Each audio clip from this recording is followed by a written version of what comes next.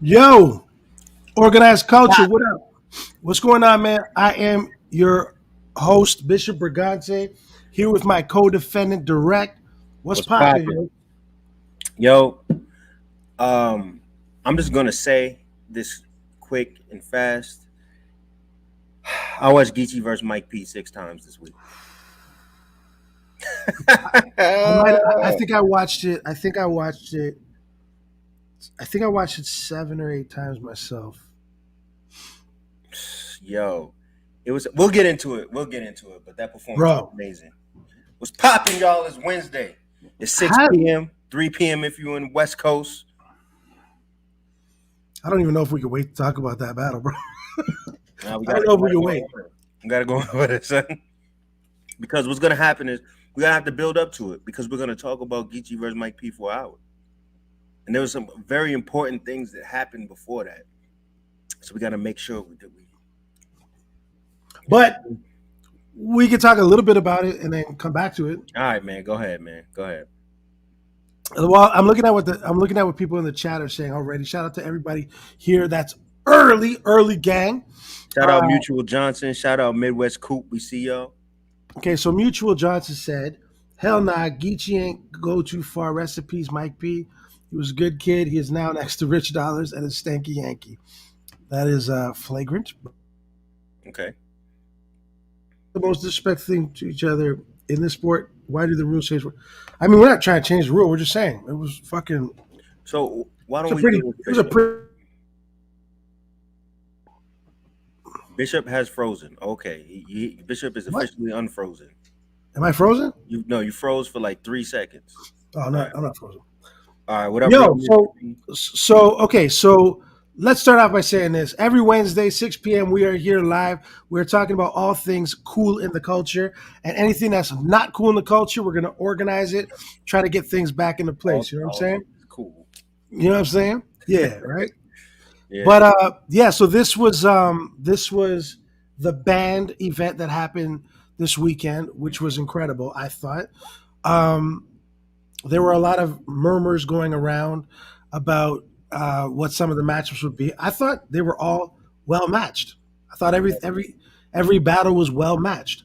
I was a little surprised that it was Mike P and Gichigari at the end, but I couldn't think Geechi or Rum was gonna battle. Like none of those battles made sense. It was either rematch or just so random. And that's what I felt too. So according to BDOT, the majority of everyone had 5 days to prepare for this battle. Right.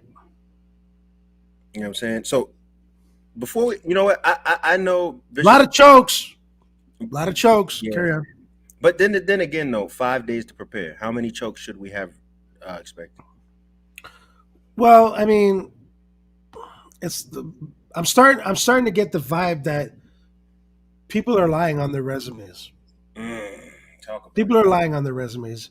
You're getting offered a job to do, and you're saying you can do the job, but you can't do the job. If you can't do it in 5 days, don't take the job, because you're not only doing yourself a disservice, but you're also doing the culture and your fans a disservice.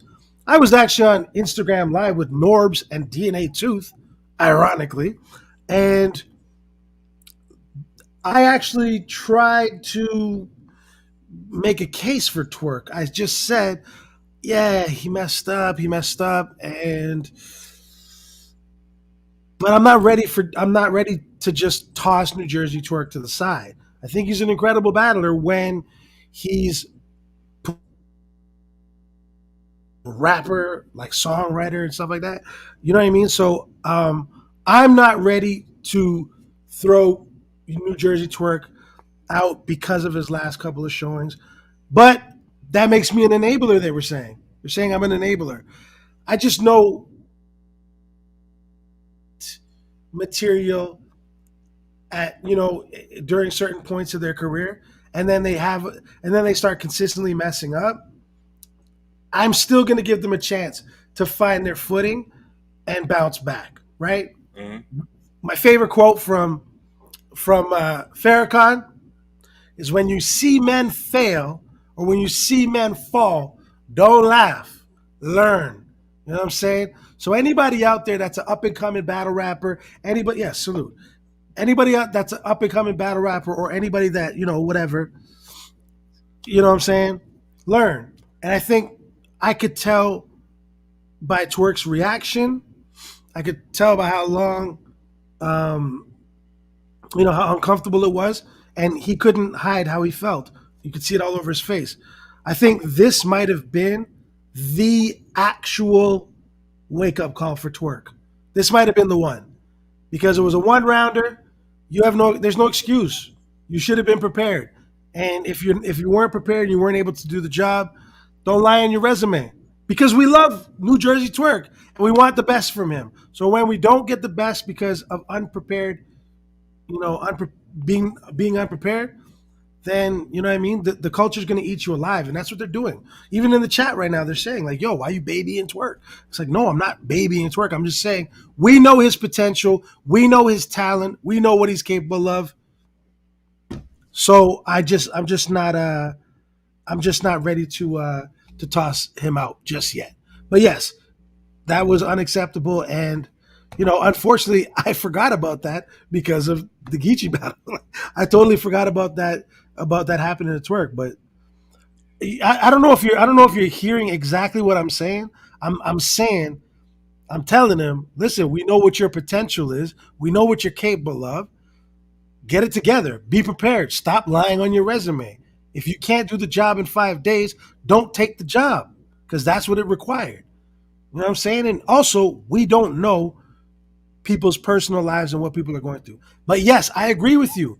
I don't want unprepared choking happening in battle rap that I'm fucking excited to see. You know what I'm saying? So that's my take on that part. I'll give you my take on that when we get there. All right. So let's start off at the bottom. Do you have the list of all the matches? Yeah. So first matchup is Kid Slave versus Bad News. Was that first or second? First. So for y'all that don't know, I miss Drugs and Fonz and Kid Slade and Bad News.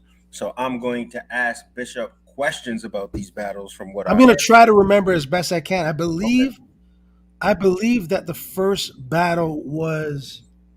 It seems like it's Drugs and Bad News. Oh, maybe it was Drugs and Bad News. Yeah. Who is Kid Slade? Who did he battle? Fonz. So okay, Drugs and Fonz and Kid Slade and Bad News. Okay, so Kid Slade and Bad News went first. Mm-hmm. Yes. All right. I believe they both did good. I don't think it was anything crazy that happened, but I believe that it was just cool on both of their parts. There wasn't anything that really was outstanding. I had never seen either of them before. I think I might have seen Bad News, actually. You saw Bad News before. Yeah, I saw Bad News before. So anyways, neither. I don't think this battle was crazy. I thought it was cool. It wasn't anything to write home about. I don't even think I quoted anything on Twitter or anything like that. But it was cool. It was just like it was a good opening battle. It wasn't anything crazy. There was no behind the scenes story, no whatever. So let's move on. It was okay. Hold on. So real quick. So Kid Slade's last battle in the tournament, I was a huge fan. I thought he won. Right. Now, Bad News just came off an amazing battle with J2, which was one of the best Bad News performances of his career, probably outside Tay-Rock battle. Maybe a few. He had a few other wars and bullpen, but people were acting like neither of them performed on the same level, which goes to what we're talking about with preparation. Right. So I think this is good, and I want to see a lot more battlers battling with less preparation time, because that's the era that we come from. Bishop. Yes, and it separates men from mice. Exactly. We come from, if you stutter, you gone. You know what I mean? You always got to have raps on deck. You always got to be prepared. That's why T-Rex did what he did for so long, because he comes from an era where you always got to be prepared. So he's not going to and you just go. You just go. Exactly. You know what I mean? That's what that's a great. He might be the best example of somebody from our era that that you could actually blueprint from. You know what I'm saying? You could read the blueprint from. Yeah, because he was like, and it didn't matter if it was mixtape bars, if it was whatever. If it was fire, he just went. Right. Hey, shout out to John Rhines, man. Sending out John Rhines, Big Al Biggs. Yo, Dutch, we didn't talk about Geechi yet. Chill. But see, okay, so look, so wait, it's been real. Appreciate the donation. What's up, John? The no look pass. Less preparation time means worse quality. No, we don't need that. Well, as we saw for the rest of the card, there was a couple of chokes, but for the rest of the card, majority of the card, that statement that you just made is false. Inaccurate, because there was a lot of great material on the card. You know what I'm saying? But there was a lot of stumbles too. So like we said, like Drect just said, we separate men from mice when you have this short time to prepare. There's some guys that are killers, and there's some guys that are there to die. And a couple of people were there to die. Okay, so let's talk about, and this is why I started picking up. Now, shout out to Dutch, $5 donation. Peace. So if y'all don't know, salute to Bishop at Bishop Brigante on Twitter, right? Me, Drect at Drect on Twitter. For the most part, when I'm watching battles, I will be doing live updates. Same. This is my first time I did it, and I liked it. You try to be as specific as possible for moments like this when we can come back and reference our notes. So the things I write on Twitter are going to remind me of every single thing I'm about to say today and emotionally bring me back into the moment. Right. So here we go. Do you mind, Bishop? Not at all. Okay. Oh, would you like to rant? No, not a rant. I'm just going into full direct Twitter mode. Okay. All right. Shotgun Suge versus Ryder. We didn't do Fonz. Oh, my bad. Back to you, Bishop. Fonz choked. But then Fonz. Yeah, I heard. Yeah. After a long time of choking, pause. Then Fonz. Yeah, well, what am I going to say, man? After a long pause in his material, he then came back and finished his round. But I think Drugs was just he just took advantage of the moment and got crazy. And I believe I gave that battle to Drugs. Let's move on. Hold on real quick. This is a good and bad thing. Drugs just had a very good battle with Truffaut. Mm-hmm. Drugs lost the battle, but it was a split decision. 7 judges. I voted for Truffaut on that, but Drugs was a couple bars away from winning that battle, in my opinion, on Midnight Madness. It's good that he bounced back, got himself some bread, and got a good win on a platform where he was very visible. I like that. That's great for his career. This is bad because Fonz, to me, probably alongside like Mac Myron, was becoming one of those people that I'm like, yo, he can smoke. Fonz is one of my favorite. You know what I mean? That shit he did at Chris Brown's house was nasty. I thought he was going to battle no real name Brandon. I don't know. I don't know nothing about who was supposed to battle who. But Fonz is the man in the scene. I think, here's the thing. Even though I love the older era and I want to bring it back to if you stutter, you gone and all that, just as an organizer, you got to know which people you can put in those positions and which people that you can't. Some people might need you got to talk to people, see what they got going on. And I know because URLs deal with caffeine, they have to provide a lot of content. Right. But if somebody isn't 100% prepared in the material, they're going to want to take the bread. You know what I mean? So you have to have that just insight to know, like, okay, we got 10 dudes on the bench right now. One of these dudes is going to sit in the room and write all week long and kill it if given the opportunity.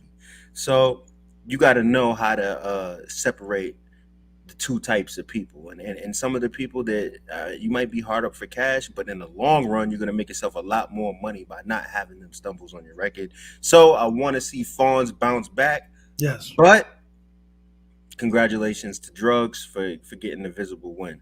Yo, the no look pass, we're not telling battle rappers how many days is enough, but what we are saying is in our day, it was enough. On the spot was enough. And also, a lot of the rappers on the card did amazing. So that group of battle rappers who did amazing, 5 days was enough for them. Right. If what we're saying to them is, you just said, let them decide how much time is enough time. They were hired for a job to do. The job said, oh, okay, cool. Never mind. He wasn't talking to us. Anyways, here we go. I like him. He's like, shut up, Bishop. I'm not talking to y'all. That's funny. Anyways, he goes, I'm talking to someone in the chat. Not 5 days enough time. They're lazy, not y'all. All right.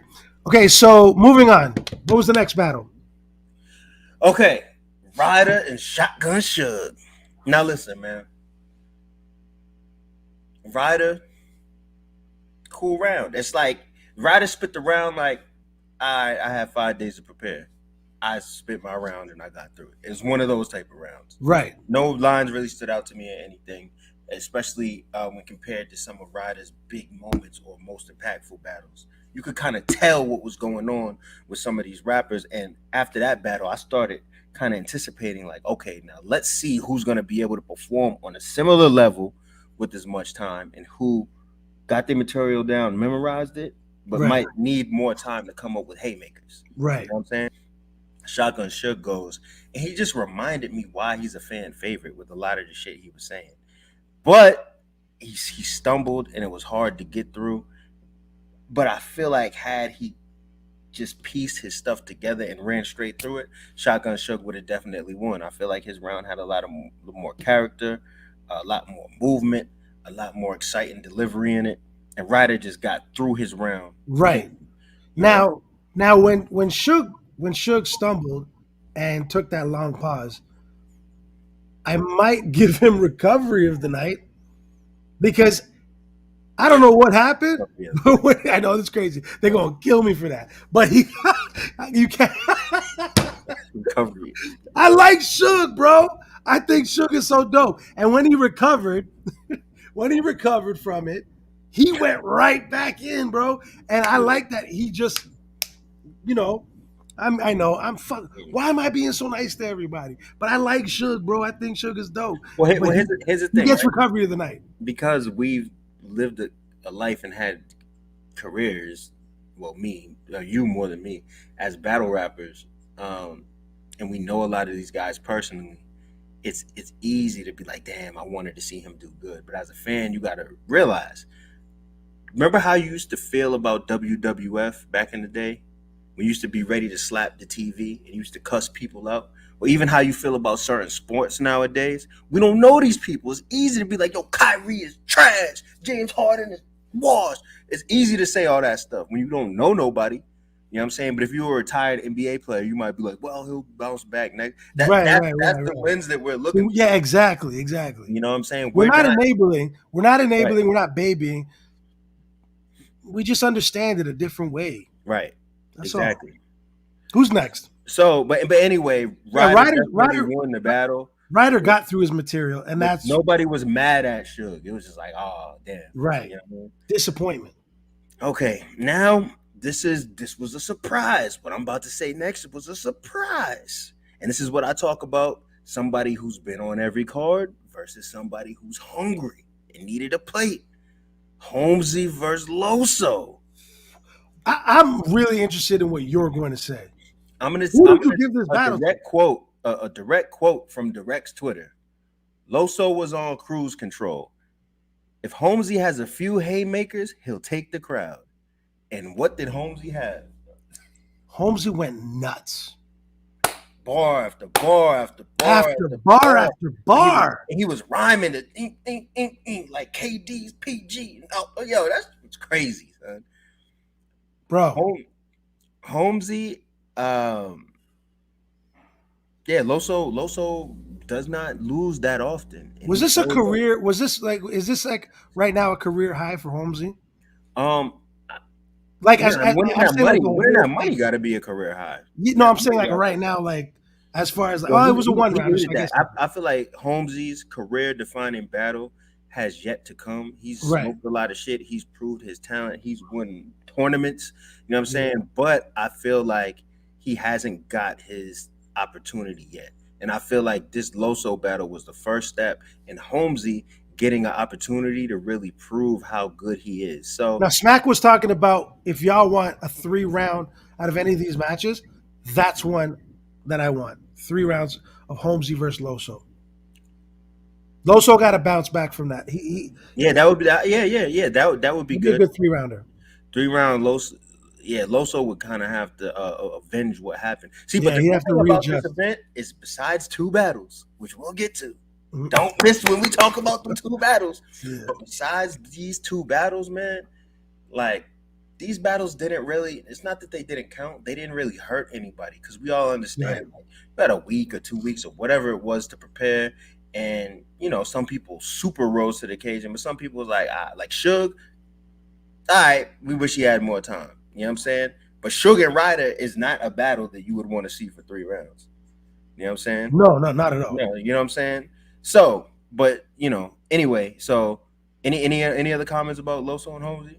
I thought that it was I thought it was really good. It was a good fight. I thought Holmesy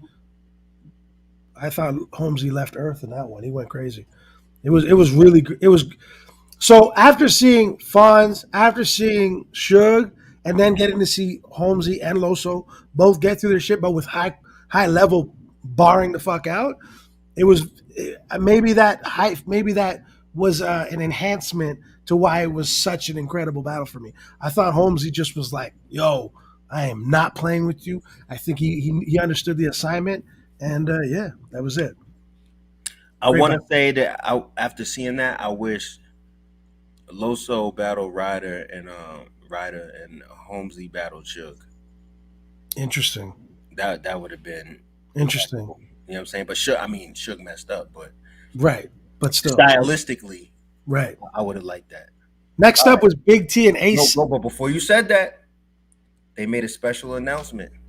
Oh, which Lou was the first Castro versus Charlie Clips. Yo, but let me say something. Charlie Clips, as quiet as kept. It's not even quiet. It's been very loud. There's over 1 million views on that chess battle. He's been coming with 3 rounds. He's been consistent. He's on that. He's on that surf. Shades of the old Charlie Clips. He's on that surf wave right now. He's on that surf pattern. Charlie Clips and Surf are prepared. Mm-hmm. They're hungry. Lou Castro, one of the most electric, charismatic, and hungriest battlers out. They both battled at Chris Breezy's. 1-1. One didn't. Yeah, 1-1. 1-1. 1-1-1. 1-1-1. 1-1-1 and one didn't. Yo, no one ever said that in a battle. 1-1-1. I got 2-2-2s and 1-1-1.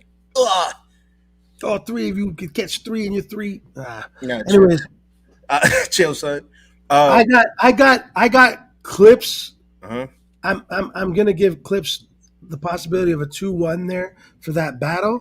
But if anybody in the new era vibes is a great matchup for Clips that could possibly win the battle, that's a I'm gonna give it perfect to battle. Castro. That's It's a perfect battle. And that's I like that. that's 2 charismatic battlers that can bring that energy. I still thought Lou Castro at Arsenal was incredible. I loved Castro's energy in that battle. I think he's dope. So I'm looking forward to it. Funny guy. So next, you got Big T. Big T and Ace, I mean. You go with this one, Bishop. My tweet was direct and clear. We need more Ace Amin in 2022.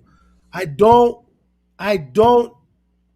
want to stress this any other way other than to say more Ace Amin in 2022. He's dope. He's incredible. Had a little slip up bounced right back. I don't even consider it to be anything, but bounced right back and went crazy. I'm not sure. I'm not sure what was up with Big T, but again, it's we don't know what's going on personally with anybody, but I know that it was it just I don't think certain things were hitting. Nothing was hitting in the room for T. It wasn't working out. So hold on. Let's go back to Big T for a second. Pass no look. Look at what he just said. Oh, oops. My bad. Wrong one. Lou got bodied by Fonz, 30'd by A Ward, and bodied by drugs. He's not beating Clips. Well, those guys are different types of battlers. Now, Fonz is straight bars. Drugs is aggression and a mixture of a lot of stuff. A Ward is Direct's favorite battler in the whole kitchen world. sink. You know what I'm saying? Yeah. It's hard to beat those guys. But Clips, a focused, prepared Clips is top 5 to 10 battle rappers of all time. So Lou Castro, if you can hear me right now, this is your moment to rise into super duper stardom. Right. You a star. You know, a big dog. You a star. Hey, big dog. Hey, big dog. You a star. But and they're putting the belt on the line. The Midnight Madness belt is on the line. I like that. You know what I'm saying? But I gotta, you know what? We're gonna have a prediction show another time. But Lou Castro, this is your time to rise. Now, this is what I want to say. Big T and I don't know if the Ledge is being honest or if he's just trolling me, but I liked what he wrote. I think he was trolling me though. Nah, I think he loves you, man. So Big T, I love the onomatopoeia. I love just how Big T's character in battle rap, and I love how unique that he is in this culture. But Big T hasn't really been on his shit lately. But Big T, what he'll do is he'll come out with these ill rounds. Like Right.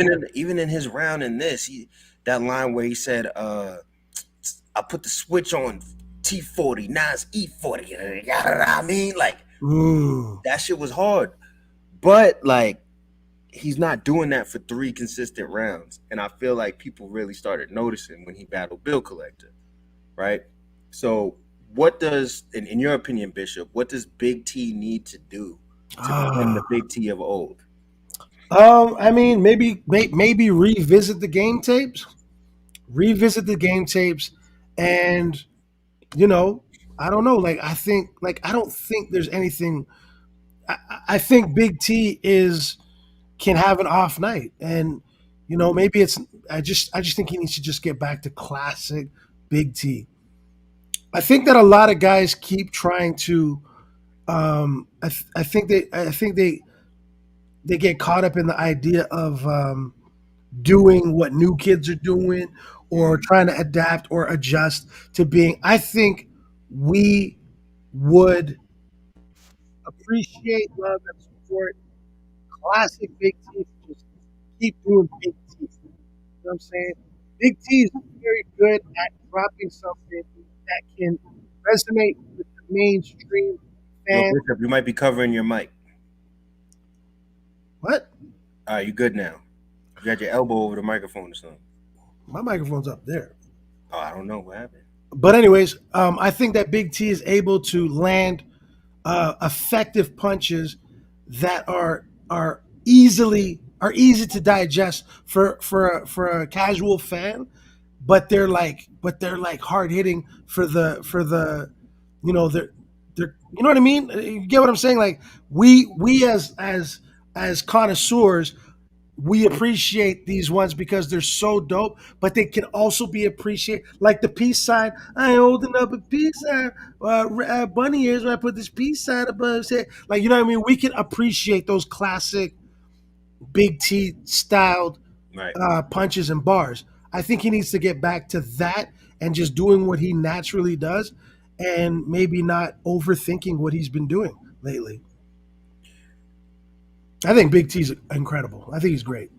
I think Big T probably writes this. He probably has the same writing process. But Big T, like, he's always been unorthodox. You know what I'm big saying? time. Very, very unorthodox, but was always on time and in control with what he said post Hollow battle when he first really got going on URL. I think Big T mentally needs to have that same fire that he had around the time he was battling K Shine. But even when he switched up and he was doing the don't flop thing, he still had, maybe it's a passion thing. You know what I'm saying? Like, I don't know what his process is. You know what I mean? But Big T, I feel like it was a special battler. He's definitely needed, and I don't like seeing him fizzle out. He'll have a big punch, like he can still do it. He'll have a big punch to have everybody go, oh, like I never heard it like that before. And then his filler kind of fizzles out. He might need to go straight NJ Torque with it and just boop, blah, blah, the whole time. You know what I mean? I think I agree. Yeah, yo, they're over here talking about the WRCs. Parable was good. Hemisphere was good. Yo, shout out to Hemi. He's still an incredible rapper. He just doesn't battle anymore. That's my man. Okay, so but let's talk about Ace though. You like, before I get to my WRCs, yo, let's talk about Ace. Do not talk about You won. No, we didn't. You won every battle though. We didn't. Y'all, you actually won every battle. You went undefeated. You added 10 more battles to your all-time battle career.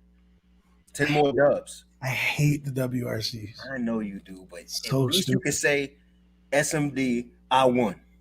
You're right. SMD, I won. You know, all right. Yo, you see that last comment, right?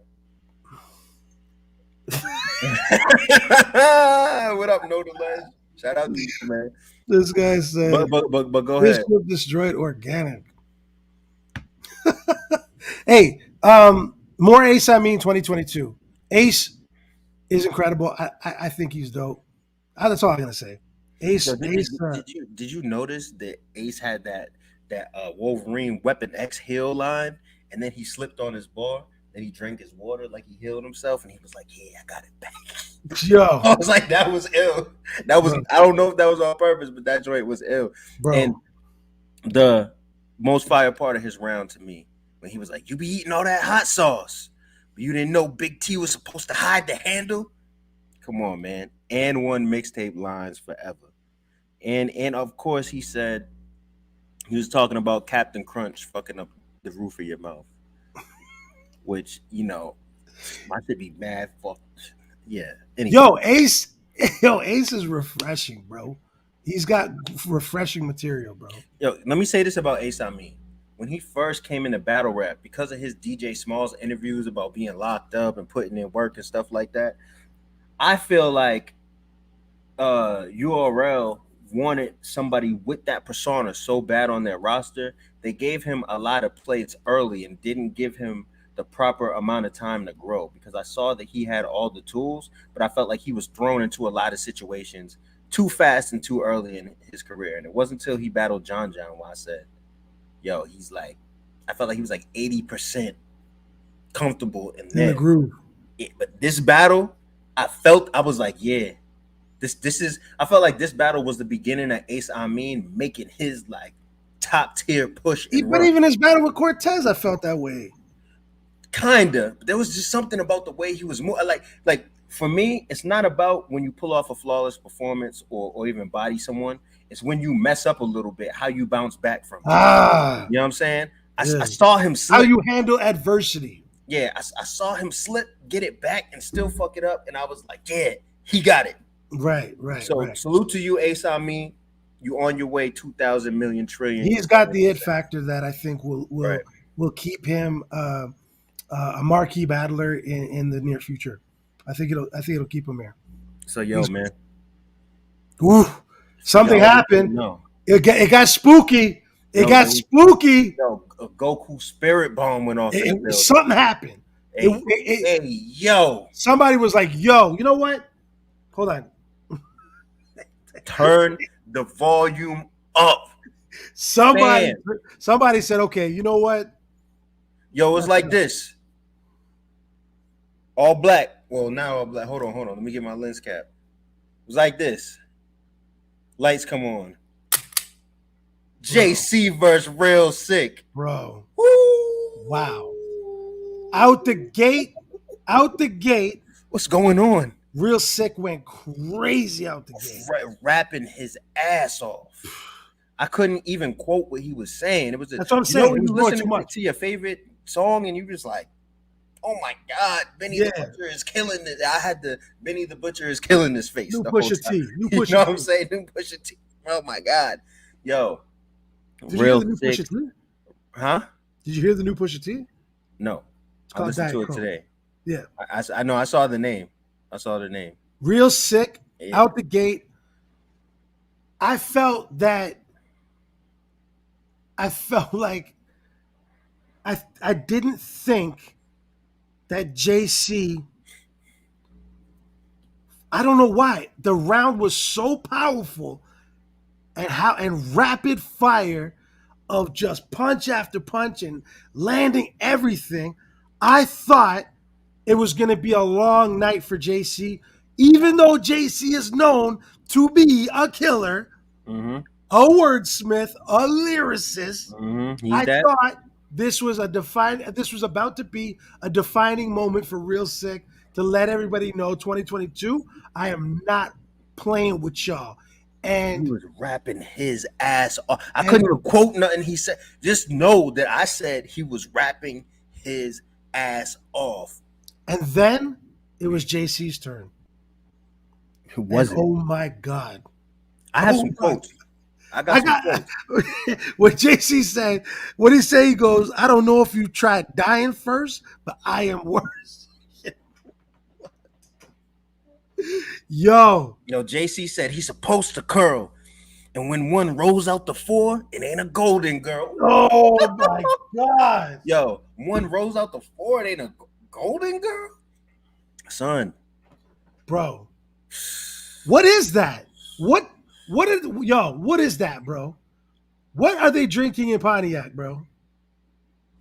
When one rolls out the 4, it ain't a golden, bro. What is that? JC. Thank you for being. You know what? Hold on. Yo. Hold on a second. Man. Yo, that was fire. But let me say this. JC also said, what happened? No, keep going. JC also said the Chad Boseman bar. Yo, you know what Chadwick Boseman used to do with scripts? Google it. I literally shoot movies sick. Oh. Bro. Yo, rest in peace to Chadwick. And then he said, yeah, the stage 4 thing. Yo. Bro. So I don't want to judge this battle. I want 3 rounds of this battle. Right. I like that they sparred. This, I'm not judging it. I need 3 rounds. I need a real battle for Real Sick and JC. URL, Smack, Beasley, Chico, whoever's over there. Make that battle a 3-rounder. We need it. That was high-level rapping. Real Sick was phenomenal. JC was phenomenal. We need 3 solid rounds of that. Please rolls out the make it happen. It ain't a golden girl. That is. I feel like JC went to Peru, hooked up with a shaman, went into the jungle, and did ayahuasca, because that's unlocking some type of bars in your brain. That is when 5 days, bro. Say the bar again. Which one? The golden girl? Yeah. He's supposed to curl. And one rolls out, but bodybuilder, he's supposed to curl. Yeah. Curl, and when one rolls out the 4, it ain't a golden girl. Bro, I think JC did ayahuasca. I think he went to fucking Peru and did ayahuasca, because he's unlocked some next type of fucking shit. Yo, I'm calling JC ayahuasca from now on, bro. Amazing.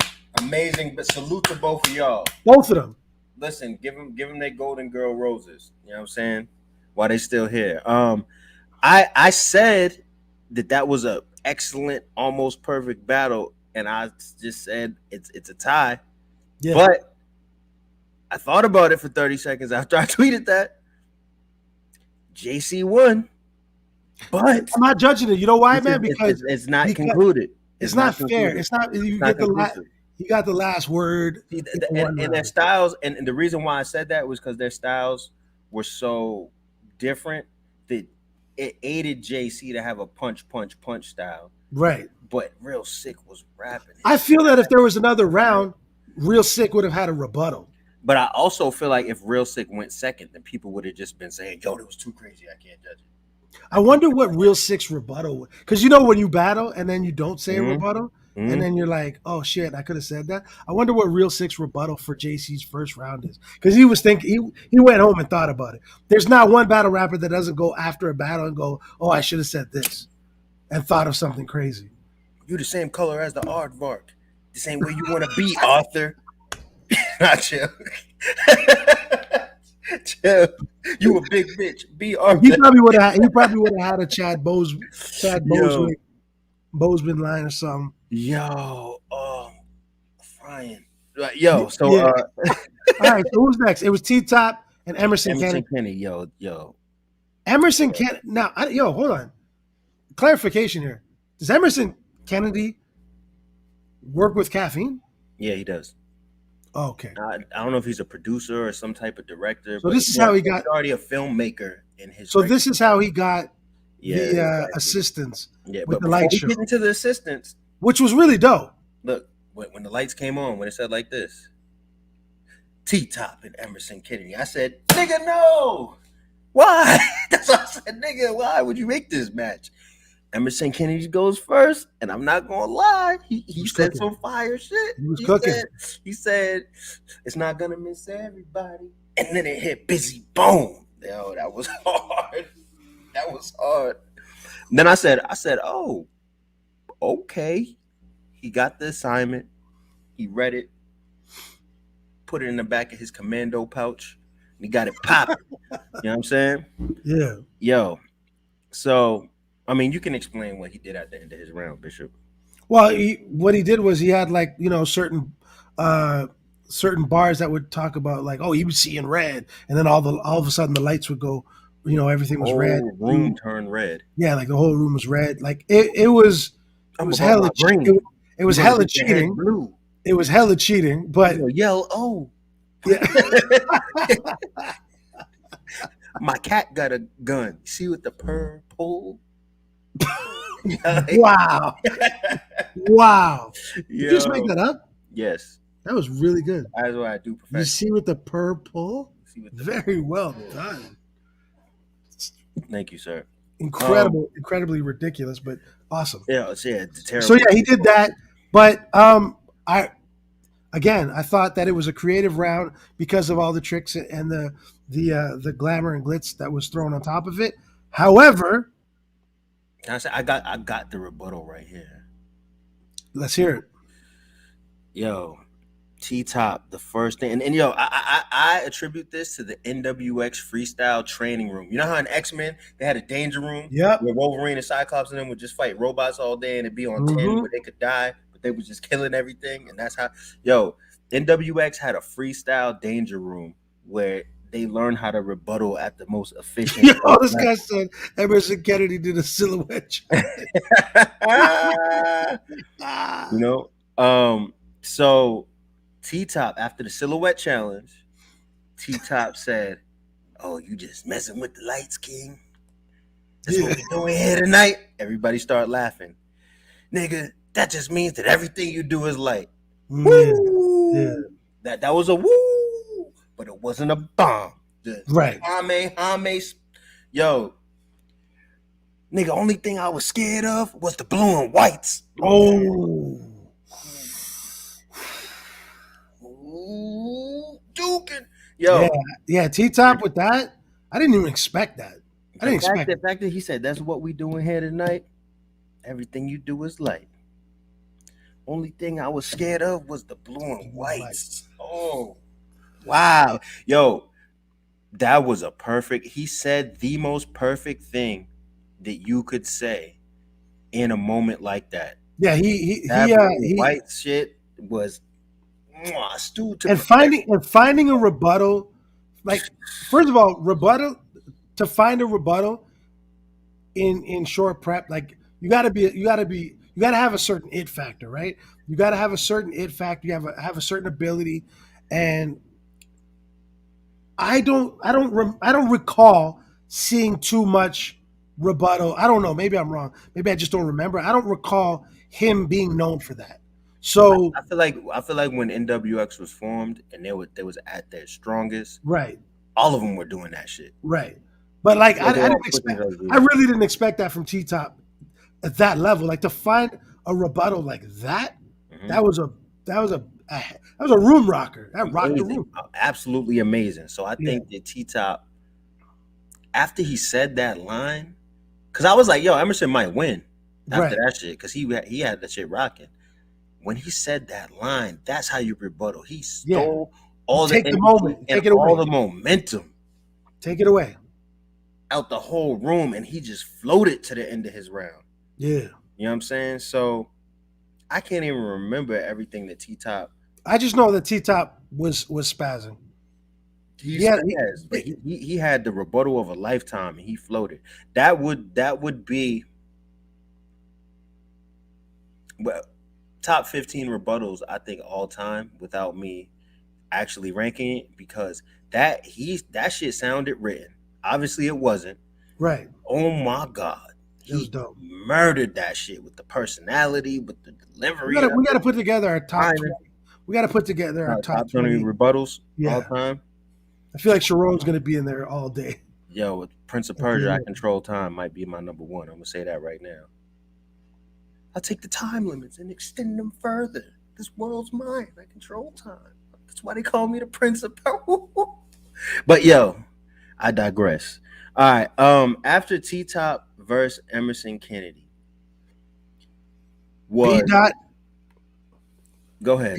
B dot and Kid Chaos. Oh, good lordy, Lord, that Yo, was a great match. this is this is why I said, Uh-huh.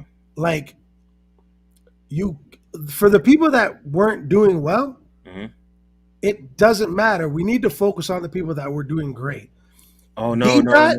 because we're gonna end off with Oh yeah, true. You're right. But B dot and Kid Chaos yes. both were incredible. That was one of those battles where they just complimented each other so much with their styles. I never wanted this kid, Tristan Thompson. Yeah. Woo! Yo. And then the setup for that was, it's always been in my genes. It just seems I'm in a different pocket. Salute to the people who set up like they rap. Yo, when your setup is a top tier song punchline, and then you land on that second or that fourth bar with the bam, the Emerald Lagasse. That's how you battle. You know what I mean? Yeah, B dot was in rare form. Rare form. Right. I thought it was, again. See, this was one of those matches where the first dude goes, and I thought it was going to be a long night for Kid Chaos. And if I may, Don't. Oh, you gonna say what I think you gonna say? if I may, Kid Chaos, more Kid Chaos in 2022. I think Kid Chaos is incredible. I think people slept on him in the room. I thought he was incredible, especially against a guy that's in rare form, such as B Dot. I like Kid Chaos a lot. He's dope. I had B Dot winning. I thought Kid Chaos. I wouldn't be mad at that. You had Kid Chaos winning? No, I'm saying I'm like, okay. like, you know what I mean? I'm not mad at that. You know what I mean? I think that B Dot is, I thought they both had a great match. I wouldn't be mad if anybody, because it's a one rounder. So I wouldn't be mad if there was somebody that, like, yo, listen, for me, Kid Chaos jumping to the forefront of being somebody that I want to see more this year, Mm-hmm. that could be a win for him. That's a win for him because I'm not easy to like anybody. So for me to tweet and say 2022 need more Kid Chaos, that's a win for me. All right, B so Dot I already think is phenomenal. B Dot came and did what he's supposed to do, and he kicked ass. Kid Chaos fought. Kid Chaos didn't get beat. Kid Chaos may have lost, but Kid Chaos did not get beat. He just what is the difference between got lost and beat? bested. Well, you could get bested, He didn't. or you could get beat. He got beat, but he didn't get bested. But he didn't lose. Like, Yo, I want to build Kid Chaos up, man. I'm not saying he took an L. I think Kid Chaos was incredible. So he got bested, but he didn't get beat. Hey, yo, it sounds like bested is like a word you say when you live in the Game of Thrones land and you're fencing someone and they get you and you've bested me. This is King Brigante talking. You know what I'm saying? Yeah. King Brigante definitely sounds like he got the throne after Robert Baratheon, man. Hey, good one, Mikey. Kid Chaos versus Ace Amin. I'm down for that. No, I don't want to see that. Why? That's super lyrical versus bully ball. You know what I'm saying? I'm not mad at it. That's bully ball, man. That'd be a nice little style class. You know what I'm saying? That's hold on. How do I say it? Just being lyrical and battle rap is like being a 3-point specialist. You know what I'm saying? Being a bully is like being one of them post warriors. You know what I'm saying? That's like Draymond Green versus I'm not gonna disrespect him and say that. Just Draymond Green versus Duncan Robinson. You want to see Draymond Green versus Duncan Robinson? All right, let's move on. No. Let's move All on. right. So what I want to say is this. They made a special announcement after that. This one was DNA versus Hello, the Dawn. The Dawn, apparently, you know what I'm saying? Hollow didn't even sort of crack a smile. I think he's offended. This started a while back. You remember we were talking about this? Yeah. It's not that I don't think they don't like each other as people. It's not that. I think they don't like each other as battle rappers. I don't know, man. DNA didn't look like he liked him, and because they've been arguing for 2 months. Yeah, so I don't know, man. It's weird because these two people would never fight each other, but there was a lot of like "shut up, I'll slap you" type energy. It was DNA was always good at promos and stuff like that, but now he's really good at shit talking. Yeah, you know what I mean. Like he can shit talk with the best of them. I like DNA's persona and Hollow. See who wins that battle for you? See, personally, as a fan, it's hard for me to go against Hollow because when I think of him, I think of creativity. I think of unorthodox moments, and he is such a beloved person in battle rap. When I think of DNA, I think of he's the model of consistency. He's the freestyle king in this battle shit. You know what I'm saying? And he might be the king of moments. And if he's not, he's top 3. You know what I mean? So here's my thing. Is that grown shit to is Hollow's grown take on life now? Is that a weakness going up against DNA? Or is that a strength? See, Hollow is crazy to me because when he battled Rum Nitty, his first round was like... See, Hollow, this is the weird thing about Hollow. He understands the assignment at all times, but he chooses to divert from the plan for any given reason, and that's what makes him Hollow, because he's unorthodox and he'll do whatever the hell he wants to do. Right. DNA does exactly what he's supposed to do 98% of the time. You know what I'm saying? And he does it in dynamic fashion with incredible showmanship. Hollow is either the best rapper in the world or has you saying, damn, Hollow, damn. And sometimes you get that in the same round or in the same battle. But you get the damn because you love them. Clips has the same thing Hollow does. When they don't do as well as you want them to do, it's like, oh, fuck. You know what I'm saying? Right. I gotta go against my mans. You feel like you grew up with Hollow, you know what I'm saying? Right. My mans just lost the state championship. But we kind of grew up with both of them. Yes, but this is my second point about DNA. DNA is, I think people try to little man him because he came into battle rap A little man. 16, A little man. 15. And I feel like people still view him as such, even though he's had bodies in some of the biggest battles, and he's one of the most famous, transcendent battle rappers in the culture. Right. Mentally, a lot of his peers and sometimes the bloggers or fans that have been around for a while try to little man him. I feel like with this influx of new fans being able to see DNA from different outlets at different huge moments, they don't feel the same way. But I feel like DNA, that uber top tier of battlers, because DNA being top tier is not right now. We're just talking about how much of a legend is he. Can he mess around and crack Rushmore? You know what I'm saying? I feel like that's what he needs to do. The only thing left for this man to do in his career is crack Mount Rushmore. And he's not going to do that unless he gets Lux, Mook, Hollow, Iron, etc., etc. You know what I'm saying? So how many of those does he have to kill? Does he have to beat to crack Mount only Rushmore? one. Only one. Like if he destroyed Hollow, no, not all right. If Hollow did good and DNA either won a war or destroyed Hollow, even though Hollow was good with well-timed rebuttals or whatever it may be, kind of what T-Top did against Emerson. You know what I'm saying? Where Emerson was great, but rebuttals and all that.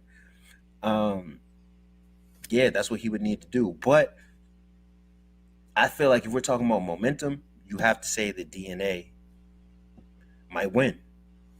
You know what I'm saying? If you were a betting man and you bet the odds the same way people do with football, I feel like you would have to pick DNA if you bet the odds because all the data is there for you to think that DNA probably would win. But being behind the scenes people and also knowing what goes on in battle rap, there's certain battles as a battler you just don't want to lose.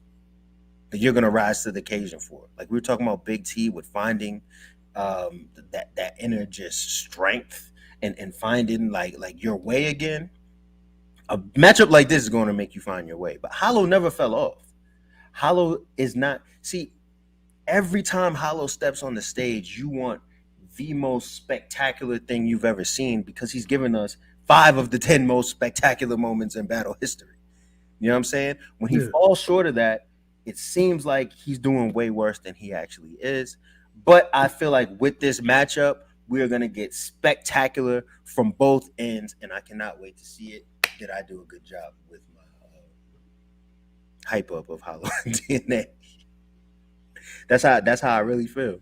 So who are you picking, man, going into it? Brain says DNA, the heart says Hollow. Wow.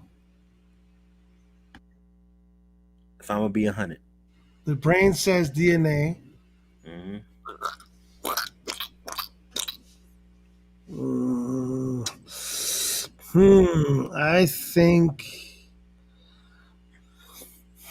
I think Hollow might get this one. Hold on, let me ask everybody in the chat this. Bishop, let me ask you this: do you think that Hollow beat Rum Nitty?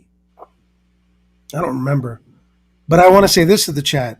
Everybody, right now, my last tweet that I did at Bishop Brigante, it's on the screen right here. If you look right here, everybody go to that on your Twitter right now and retweet or quote the tweet and say we live right now because we almost ready to talk about that Geechi. Oh yeah, let's go ahead. Go retweet that right now. Phone is out. Let's go. All right, everybody, do that for me, and yeah, and if you want to follow, you can follow too. Follow me and Drect. You know what I'm saying? But it's right here. So, all right. So, what was your question? I don't remember. Hollow took the first 2 rounds against Nitty. That's what some people are saying. Hollow beat Rum. No, his Nitty battle was lackluster. DNA is a hard worker mentality. He can become a supervisor, maybe even a department manager. Hollow has a bit. What is this guy talking about?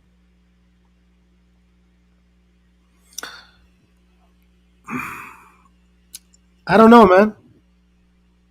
I think I'm going to give Hollow this one because he probably has been hearing a lot of this stuff that everybody's saying, and I think that's going to motivate him. I think you know what you got to do. I think you really got to take it serious when you got DNA on your plate. That's all. I think Hollow has a very, very keen understanding of the culture, of the game, of the fight, of the battle. I think he knows exactly what he's in store for. And that knowledge and that wisdom can give him the W. Do I think it will be a body? No. But I think it could go 2-1 either way. I'm gonna lean towards Hollow to Din and None because DNA lost his last battle.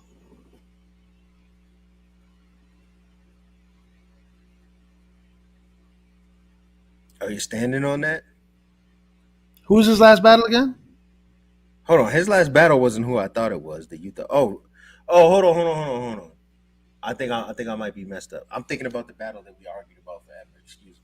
Never mind. We're talking about King Los. Oh, so you are talking about the King Los battle? Yo, anyway, bro. All right. So Twerk choked. No, I'm not arguing. I refuse to argue with you about King Los versus DNA. Yo, if you were real name Brandon, and your opponent got 4 bars out and then didn't do anything, and like he's supposed to go first. Like I battled Cicero and he choked for a month. I don't even know if he's even found his bars yet. So Sissy Ho still has the #1 choke in all of battle rap history. Period. He's not taking that title. Now, so Twerk says 4 bars, which was a phenomenal bar that you texted me about losing your mind. Can I talk about this? Hold on. But he gets 4 out and then kaput. Now, if you're real name Brandon, I would feel weird at that point rapping my round. I wouldn't even want to go. I'd be like, yo, just bro. Like let's okay, we'll do this another time. But he should maybe he thinks if he doesn't rap, he doesn't get his money. Yo, but this is why we talk about errors. Like, what would T-Rex do in this moment? T-Rex would go, bro. Yeah, T-Rex would have snapped. Especially because everyone knows it's 5 days prep. There's leeway. Like, go, bro. You got to know how to freestyle. You got to know how to do something. Go, bro. I wish Twerk just did his next single. Like, just rap. Yo, go, bro. Yeah. Because here's my thing. It's not just about him choking. People choke all the time. It's about what he's done in his recent performances and what this means. Like, this really impacted Twerk. And the thing is, like I said earlier, URL, because of their deal with caffeine, obviously they need content more often than they had in the past, because that's what happens when you sign a deal. Like, you have to fulfill that by delivering. You got to hit those deliverables. You can't, like, Twerk has to sit down, and it's not because I want his money to be affected at all. It's because it's going to make him more money in the long run, but he has a legacy that he needs to uphold. There's only so many more times he can do this before he puts a permanent stain on himself. And we love Twerk so much that nobody wants to see that happen. And the line you talk about, Bishop, and this is why this was so fucking crazy. Twerk starts off the battle. I forget what his first 2 bars were. And he was doing this whole thing where he was like, Brandon, you're actually one of my favorites. Your name is grown. You've been getting battle after battle.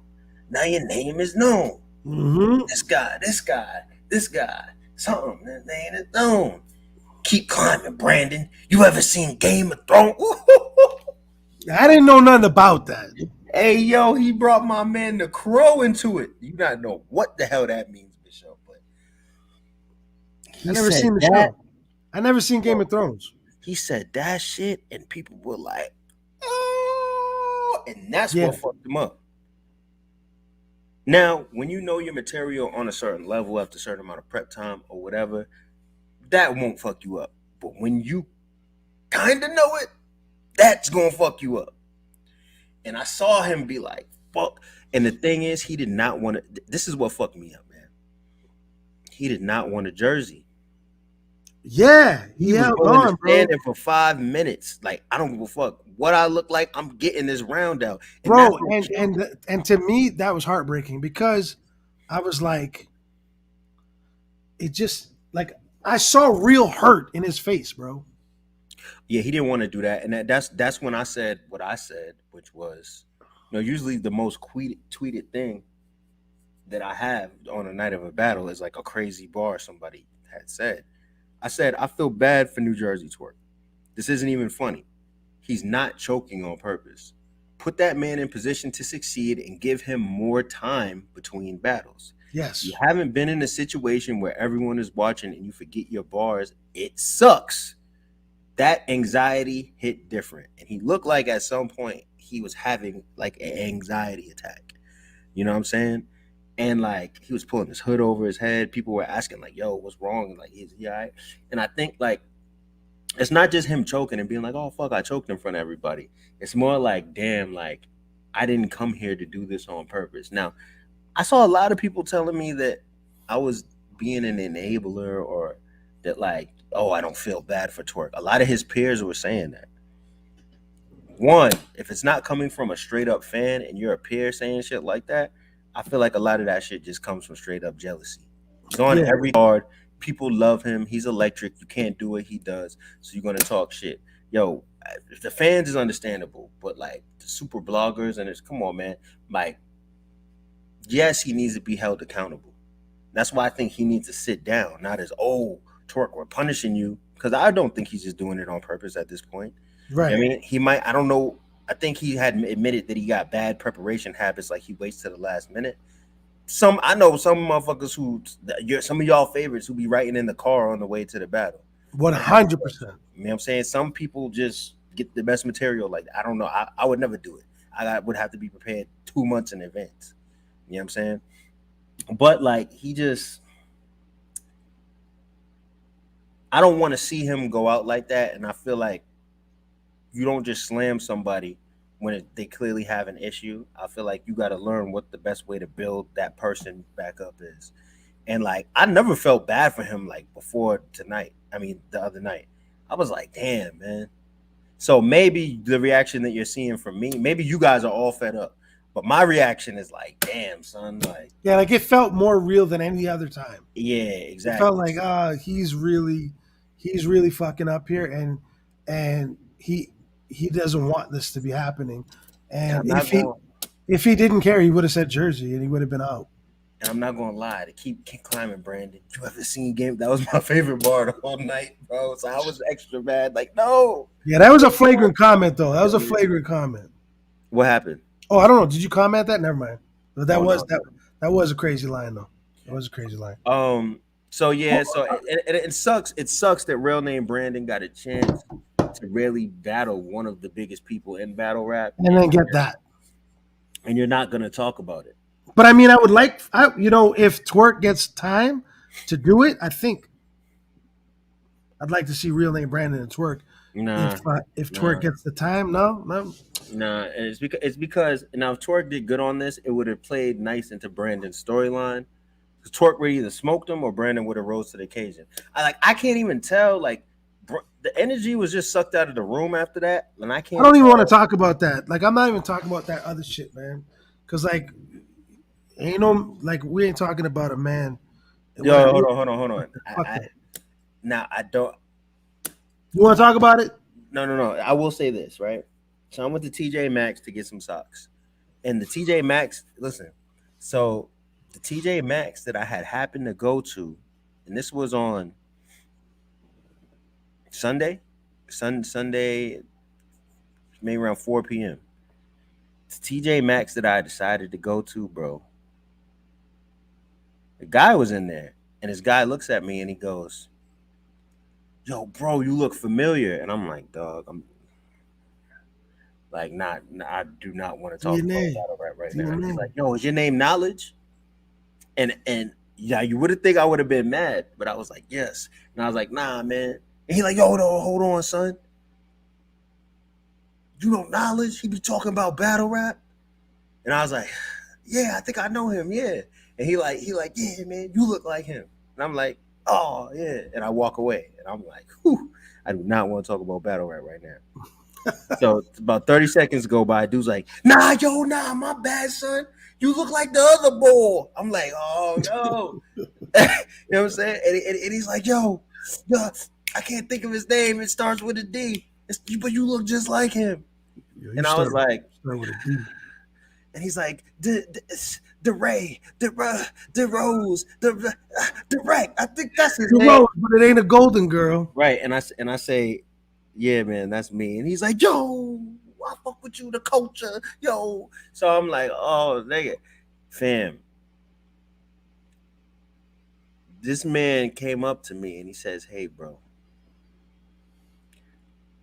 was your man like, did he cry? And I said, son, I don't know.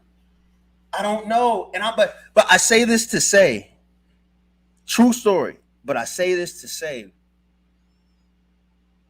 look how far of a reach that had. I was in some middle of nowhere ass. Bro, no, I listen, man. Listen. Like, that's crazy to somebody. I don't want to continue because you know what, bro? Minister Farrakhan said, yo, that's how real it was, bro. That's how. But listen like, to me. He probably didn't get his second half and might need that second half, bro. Look, I just think that it's not even to talk about the man because, like I just said, I want him to do well. I'm just saying, like, damn, like you got to really lock in because you don't know who's watching. You know what I'm saying? Like, it could have been like you don't know how these things affect you. So I hope the man does better. But that was definitely a true story. Minister Farrakhan is what he was talking about. Yo, so you know what? If you wasn't here in the beginning, you ain't gonna know. Get here on time, 6 p.m. every Wednesday. Do a little bit of this. You know what I'm saying? And you gonna know. You heard? Well, are we going? Hold on. Are we going to the last? Hold on. Sorry, because I don't think that we can't talk about this in the real world, bro. We can't talk about this. We cannot talk about this in the real world. Okay? No, we can't talk about it in the real world because Gichigari has transcended planet Earth, bro. Gichigari has transcended planet Earth, bro. Tell him. Yo, I gotta watch what I say. Oh, bro, hold on. Time out. We missed the battle. Oh shit! Oh my god! Wow! Oh shit! My bad. Okay. And your man was in there. Rum Nitty versus none. No, I wasn't even talking about that. We missed 2 battles. What are we doing? The one right after Twerk and Real Name Brandon. Danny Myers versus Sharon. Oh, what are we doing? What are we doing? Fam, we talk about rebuttals. We talk about freestyles. Bro. Sharon shook the room. Excuse me, Danny was amazing in his last battle, but this one was a little bit too early. Danny was solid. Don't play with no Sharon on no 5-day prep, bro. But Sharon. Don't play with Sharon on no 5-day prep, bro. Sharon is a machine. Sharon is a machine. He is incredibly fucking talented. Put respect on that boy's name. Yo, so Sharon had said something about Danny Myers' daughter coming to. Now, mind you, his daughter is of age. He coming to twerk at a battle or having an OnlyFans or something like that. He say, oh, I remember you killed me because I butchered the line in the group chat. He basically said his daughter could come to the battle, and then now we could finally get a good twerk performance. And twerk had just choked, and it was like, oh, the room just, yo, fam, son, what are we doing? Yo, Bishop, you don't even realize something. We forgot 3 battles. I'm gonna tell you the next one after this, but look. Sharon killed it, shut it down, did what Sharon does. I thought that he would definitely be one of the most effective battlers in this format because this is what he does. He's an alien with the freestyles. He's an alien with the last-minute preparation. I remember when he battled DNA. Oh, my God. That was in Toronto, too. But what can we say? Danny Myers, I feel like he should have been sitting on top of the hill. See, Danny Myers did the same thing that Chilla Jones did. When everyone was calling, we want Chilla Jones versus Lux, he should have sat down. Danny Myers might have fucked around and got Mook or somebody. Yo, I told you this is what I told you, man. You gotta know when to sit down. The checks are good, but you gotta know when to sit down. When we had Calico on the show, I said he battles too much, and then y'all was cracking on me saying, "Oh well, maybe you shouldn't watch so much," and I was just like, "Listen, man," and this is what happened. Danny Myers has an elite moment, and then in 5 days prep, you take Sharon. Like, bro, Sharon doesn't do anything but freestyle. Fuck, like. Have you ever been anywhere with Sharon, bro? All he does is put shit together in his mind. Yo, but that was He's a wizard. That was the wrong battle to do the for Twerk to choke right before. That was wrong battle because he captured that. Hey, listen, if you guys don't know this yet, to Sharon, the whole room is a book, and he knows how it's the book that only he knows how to read. Y'all have to understand something. Something could happen an hour before he battles, and he's going to make it work. It just so happens that 10 minutes prior to him battling, it was Twerk. And look what happened. He used it. He's killing it. He even said that fucking Danny said, "Oh, I'm so happy I could be your dad." And she said, "Thanks for subscribing to my OnlyFans." Like, yo, Sharon is different. Danny was straight. He wasn't terrible. He wasn't bad. Sharon was just Sharon went crazy. All right, now, one of the battles of the night, in my opinion, I see a lot of people having it lopsided one way. I highly enjoyed this battle. Bishop, you probably still don't know what the hell I'm talking about. It's Jack Boy Main versus Chess. Now, I like Chess material better. Hey, yo, you know why Jack Boy Main a sucker? He a blood and his big homie is baby mother.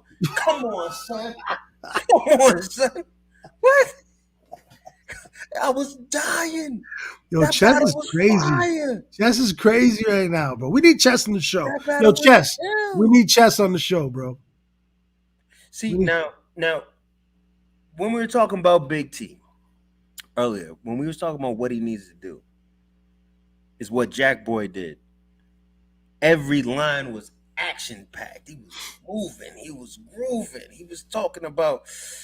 Y'all have to go on Twitter on Caffeine and look at the video that Caffeine dropped because I do not want to butcher the line, but he was talking about like the Bronx dance moves and shit. And he turned it into like something you gonna be disabled. You gonna go from whatever the dance was to we gotta keep them stable. And that probably, I'd say, based on how the crowd reacted, that was the room shaker of the whole night.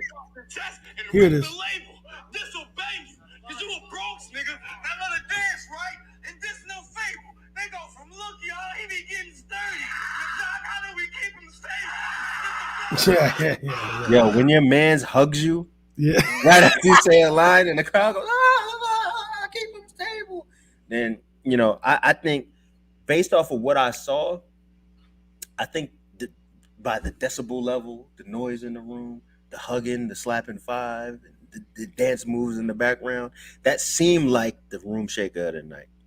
So Jack Boy's whole round, he was just in his pocket. And I even said this on Twitter, man, like, I kind of like Chess's round better. He was spitting, but I feel like what Jack Boy put together was undeniable, if you understand what I'm saying. See, some of us don't know how to step outside of being a fan and being able to spit facts. My fandom was like, yo, I really like Chess was spitting out like what he was saying. He put that shit together fire. But Jack Boy won. Did it hurt Chess? No. Did it boost Jack Boy up to the stars? No. It was a great battle. Jack Boy is back on his comeback battle of the year campaign. He's going to keep getting plates. Chess going to keep getting more plates. I feel like when they announced this event, if every battle was like that, I'd have been happy. Great. You know what I'm saying? But that's also, Bishop, I might need 3 rounds of that joint, man. Yeah, I agree. 3 rounds. I agree. I need 3 rounds because that was a fire matchup. Now, None versus Rum Nitty, Bishop. Break it down. Rum Nitty's round seemed unbeatable.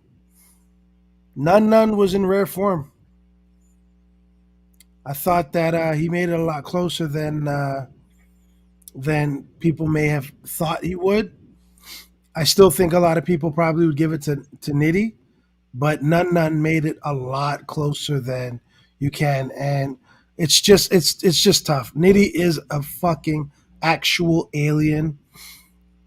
He could be from the movie V. He could be from fucking any Star Trek, Star Wars, whatever. I don't know what fucking planet Rum Nitty's from, but whatever it's from, he could be from he could be taking ayahuasca with JC in Yo, come Peru. on with this ayahuasca. I think you know what? I'm gonna start calling it Operation Peru. These guys are Peruvian. They're going to Peru and they're taking ayahuasca and they're unlocking some different stuff out of their minds. I don't know what's happening, but he was ayahuasca level, and Nun. Wow, he made it a fight. He made it a fight, which could argue for people that he may have won. Yo, I hope the battlers aren't watching this right now because they're gonna get so many bars from what you said.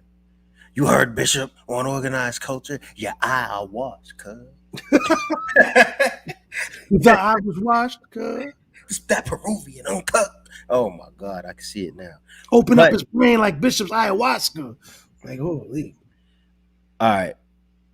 Rum Nitty told this man his whole career joke, even spell his name with an innuendo. Because I'm in your window with the innuendos. Listen, man, I think that without saying every bar, no, hold on. Now with Rum Nitty going first, Bishop, and then Nun punching back and saying it will take one big counter punch to do you super bad. Hey, yo, that was crazy, son. It'll take one big counter punch to do you super bad. And he was counter punching while he was, I think that just like what happened with drugs, Nun lost to Snake Eyes on Midnight Madness, came back in this against arguably the best, hottest battle rapper, and did his thing, showed that he can punch. I don't even think of Nun as a puncher, and he sat up there and punched. That was one of them Wilder Fury punch fest. You know what I'm saying? Nun did his fucking thing. His stock is up there. I just hope they put him against the right type of people. You know what I mean? So you think Rum Nitty won? I think they punched to a draw. In that one round, I think they punched to a draw. I don't have significant evidence that either one of them won that round. Chat, let us know. What do y'all think? Who won Rum Nitty versus Nun? Because I think they punched to a draw. I went to an event, not even an event. I went to like some place in the Oculus world in the metaverse, and somebody recognized me. They were like, "Yo, say word, you Bishop Brigante." Like your TJ Maxx story, mine happened in the metaverse, and I was recognized. I was recognized in the metaverse, and then there was like all these fucking avatars around me because the guy was talking to me in front of a crowd of people. But I cannot stress how this Gichigari round. Are we going to talk about it now? Yo, bro, hold on. Before you get into that, fam, how did you, bro? You went to like a Nintendo Wii like meetup, like virtual character. No, listen. So there's like universes and shit. Like there's a place called the Stew in the meta world and shit. It's called a studio. And you can go in there and like it's a studio. But then there's like a bunch of rappers and like people just hanging out, whatever. That's why you don't be picking up the phone? Don't talk to me about picking up the phone. Anyways, there's lots of places. So I was trying out my Oculus and I didn't know what I was doing. And then I went to some place where you could watch basketball games. You could watch all the shit, right?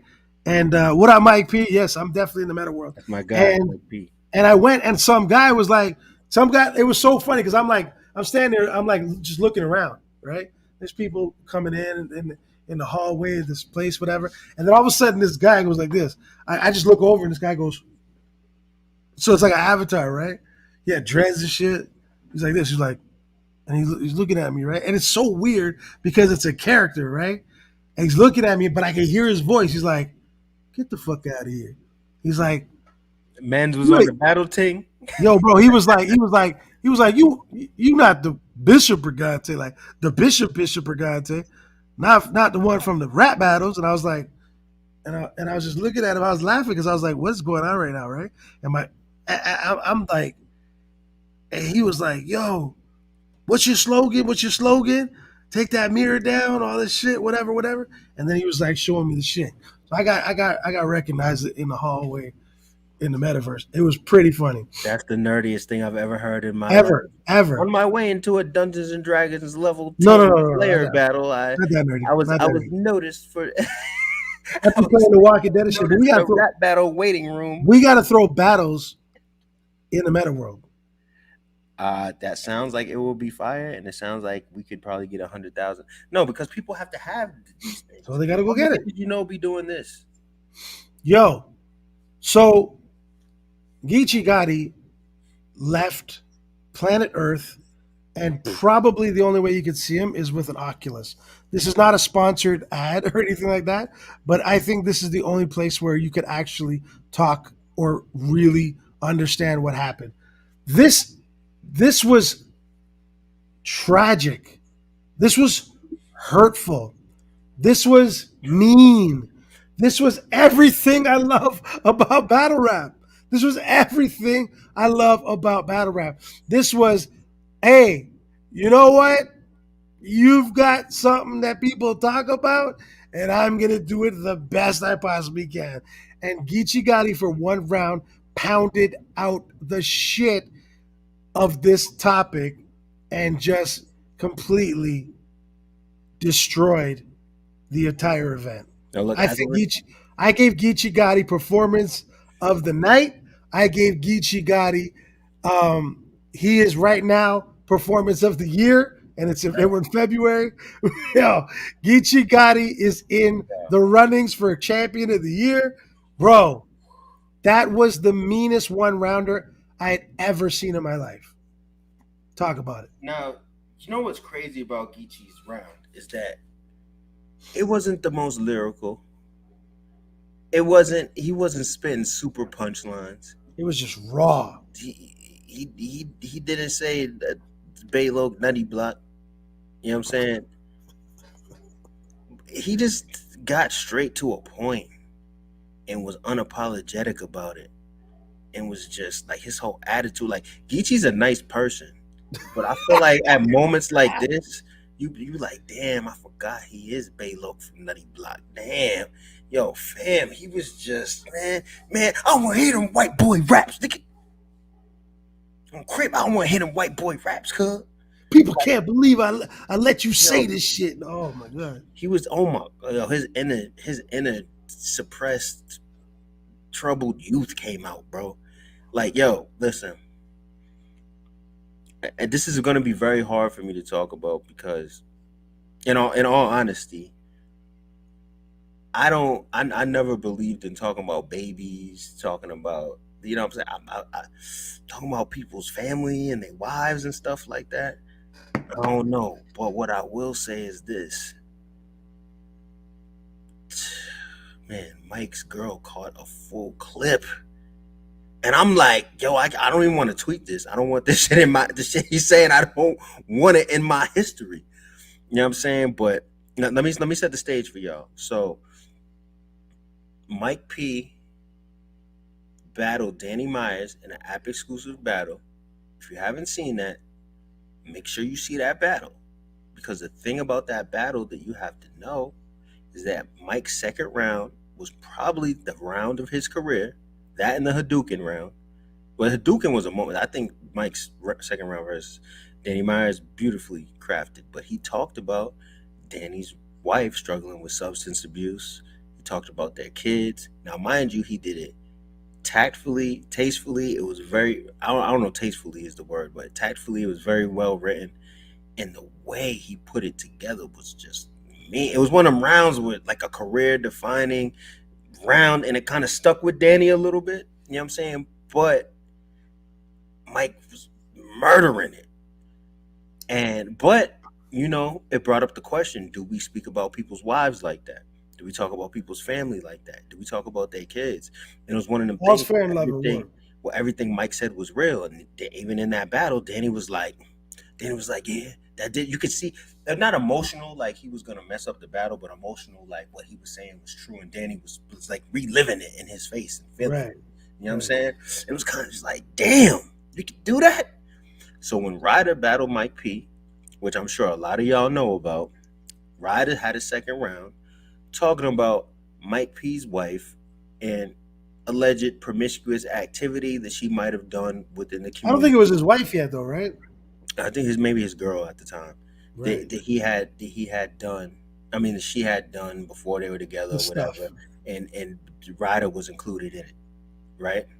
So it just sounded like a friend, because they were apparently all friends before this.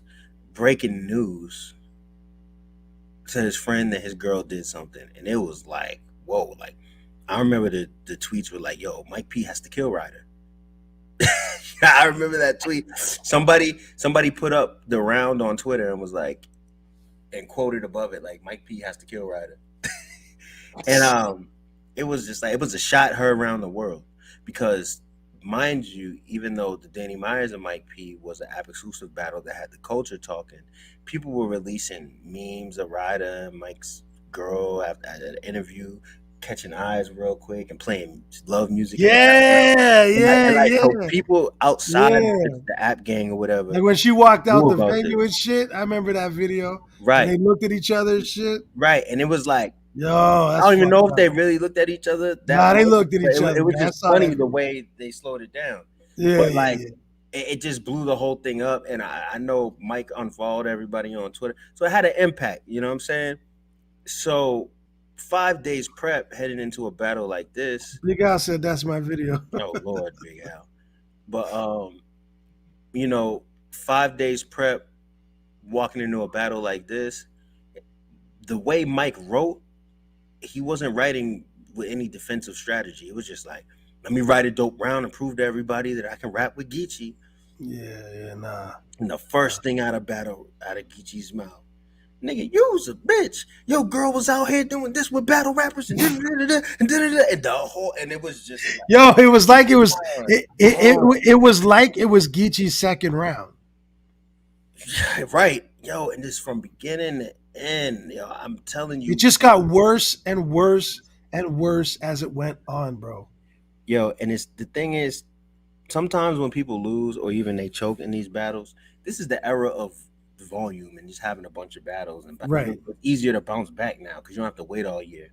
It's hard to like kill someone's career or just smoke them in a way that is just like, damn.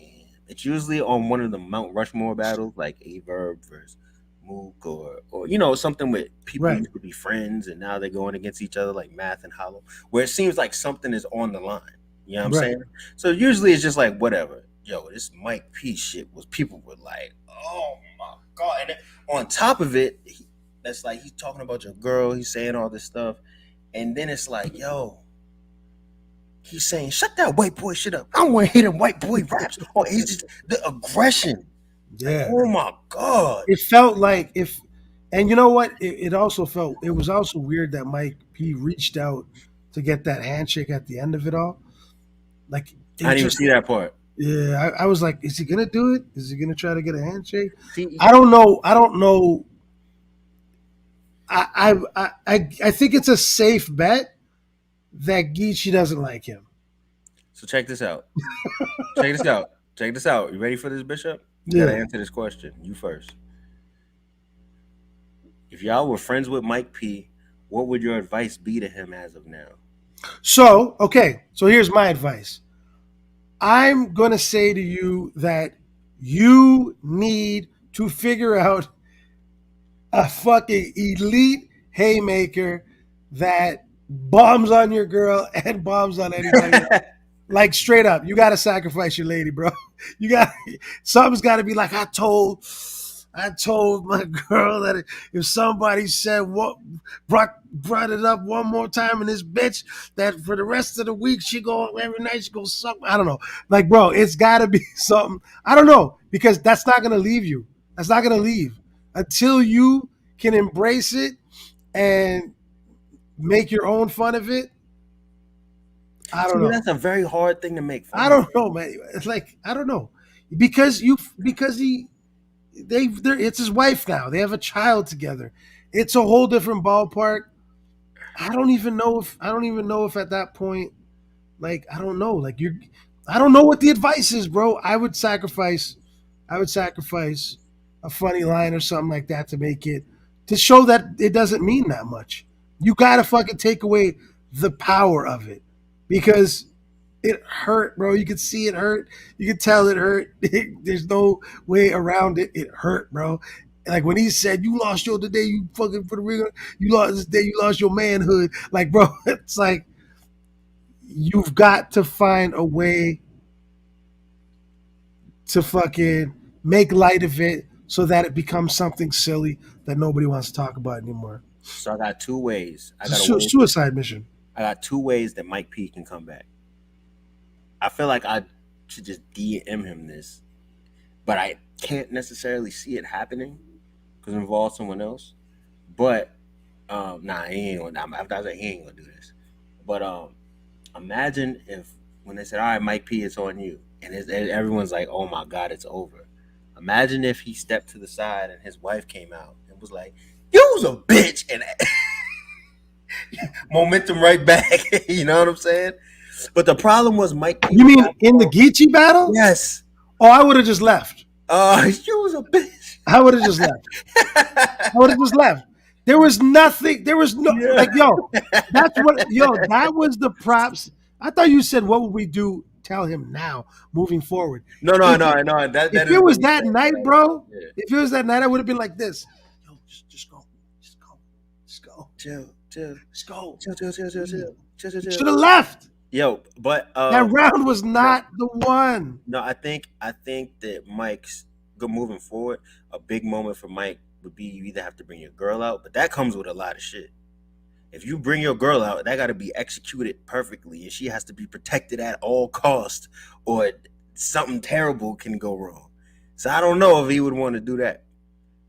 But I will say, the only other thing that I think Mike P could probably do is, you know how Suge does, what's your life like?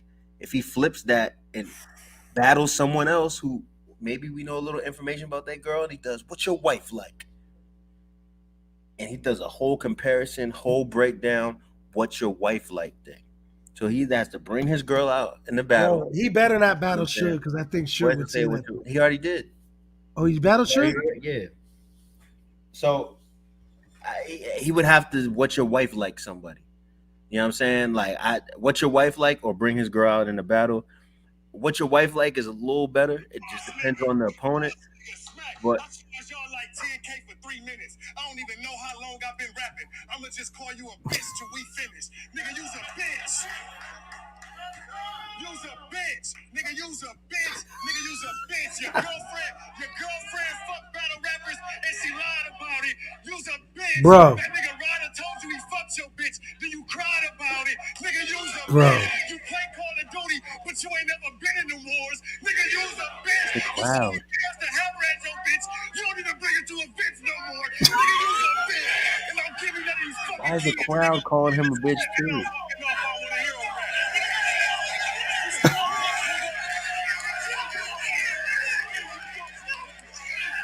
Listen how long they go for it.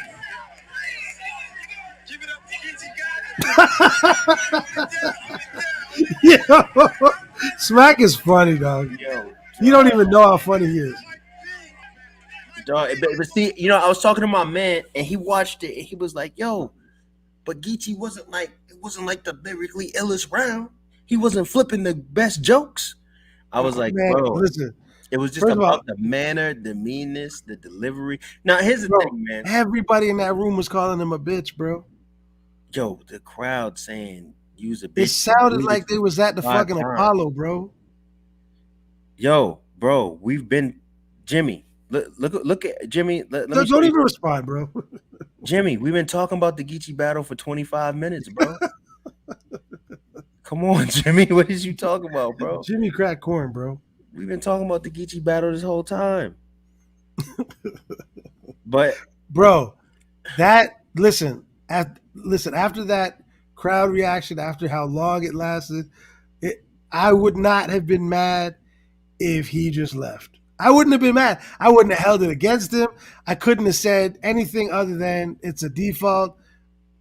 yo, he should have left, bro. Leave that shit alone, dog. yo, they said even little. No, look at this. Little slap. If you don't know who Little Slap is, he's like a 12-year-old battle rapper. Like, damn. Bro. But listen. I like Mike P. I don't know his wife. Salute to his wife. Yeah. This is gonna bring us to another topic on our next episode. We need to have. It'll be good for our next week. We're gonna try to get Bill Collector and Mac Myron, but we'll definitely have Mac Myron on next week. What is crossing the line in battle rap? We might have to actually have a couple people on that show. There's nothing crossing the line. All's fair in love and war. No, but you want to know what's crazy? That's true. And as a battle rapper, I would be prepared to hear anything. But as a man, there's certain things I'm not saying. Facts. Same thing with you. Facts. If somebody's grandma passed, I'm not. Why I gotta rap about that? Yeah. You know what I'm saying? And then people say, "Oh, we really have beef." Oh, then go have beef with him outside the battle. I don't understand. If you have beef, why are you lyrically going back and forth, matching wits with the English language with somebody? You know what I'm saying? But I don't know. I will tell you this.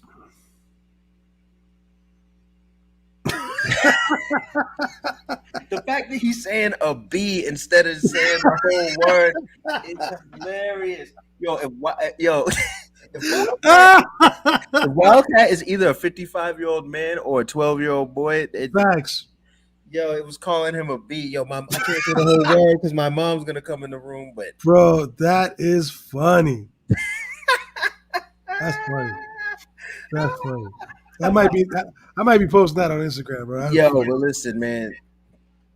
Gichigari at this point, he's battling Lux, taking one-rounders with Mike P. He's doing every single thing. He's not choking. He's freestyling. He's killing it every single time. Gichigari. Drum roll. Oh, matter of fact, let me get a rant. Oh, shit. Here we go. Put you over there first.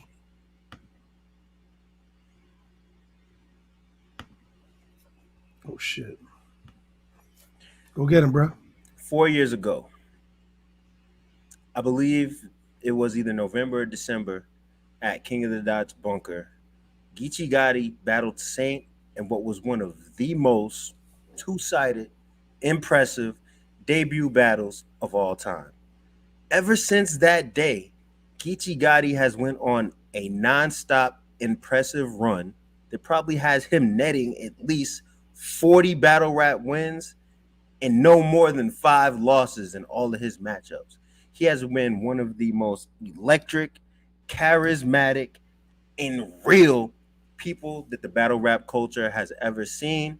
And as of his Mike P battle, which just took place at the beginning of 2022,